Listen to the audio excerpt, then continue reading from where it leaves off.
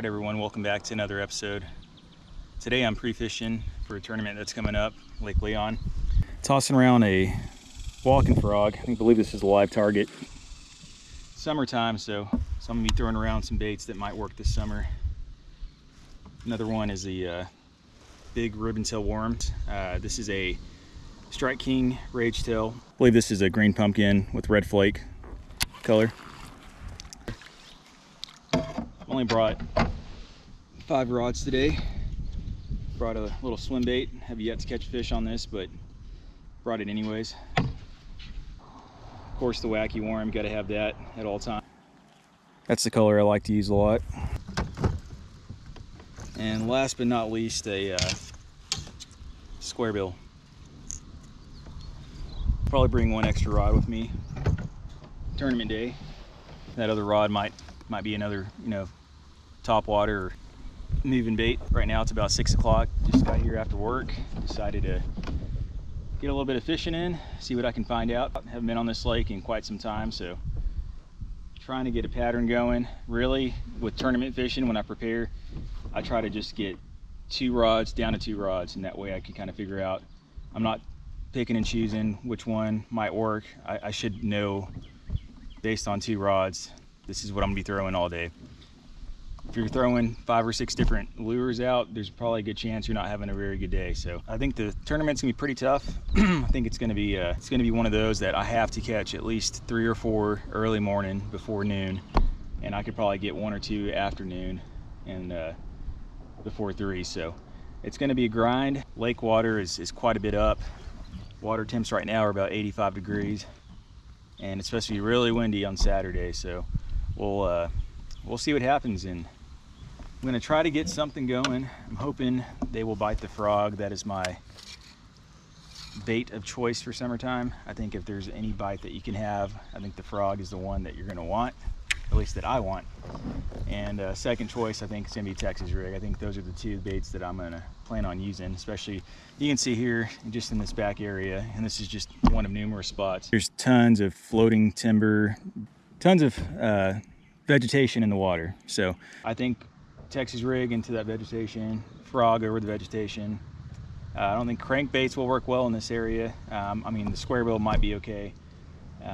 But yeah, we'll see what happens. I'm gonna bring you all along, and hopefully we'll catch a few for pre-fishing, and then tournament day, hopefully catch a limit. That's the goal.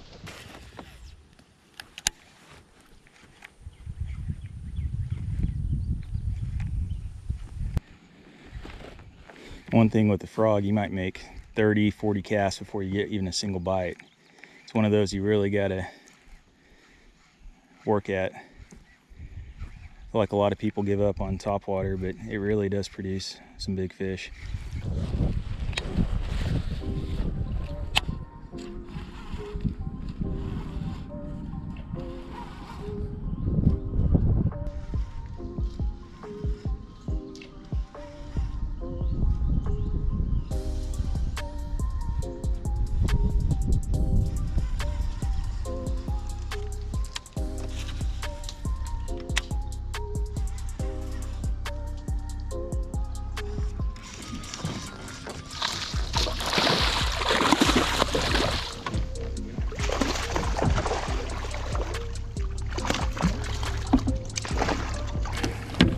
Good size one.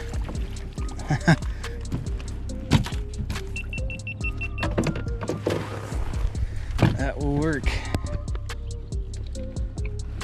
That's what we're after right there. Okay, let's see.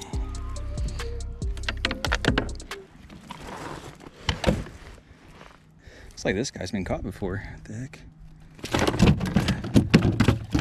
I'll get a quick measurement on him. He is a 15 3/4, or 15.75. It's not bad. Send him back. So figured out what the problem was. It's either too hot, and it's now starting to cool down a little bit, because I'm fishing the evening. It's about 7 o'clock. And I also switched to a crawl compared to a worm, which I think both would work.